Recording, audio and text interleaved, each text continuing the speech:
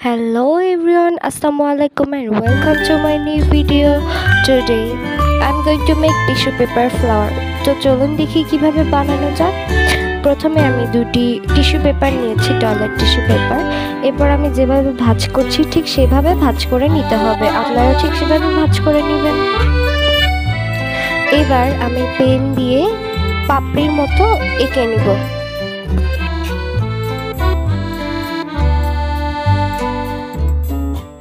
এরপর আমি কাট করা অনুযায়ী কেটে নিব এবং এটি খুললে ফ্লাওয়ারের মতো দেখা যাবে।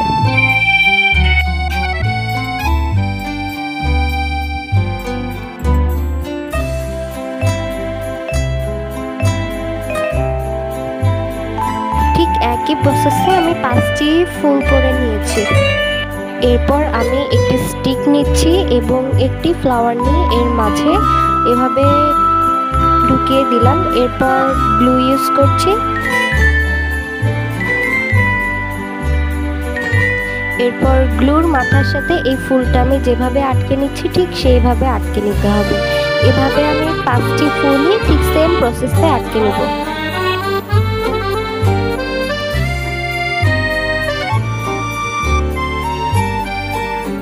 প্রতিটি ফুল লাগানোর আগে এর নিচে গ্লু দিয়ে নিতে হবে যাতে এটি আটকে থাকে।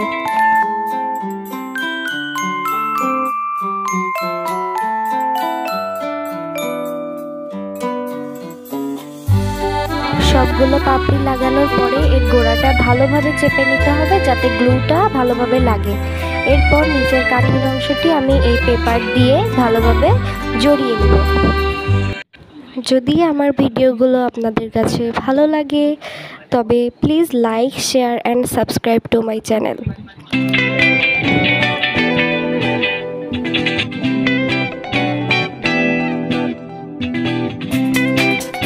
এরপর আমি পিঙ্ক কালার নিয়ে এই ফুলের পাপড়িগুলোর মধ্যে ছড়িয়ে দেব। যেহেতু এটি টিস্যু পেপার, সব কালারগুলো এই পাপড়িতে ছড়িয়ে যাবে।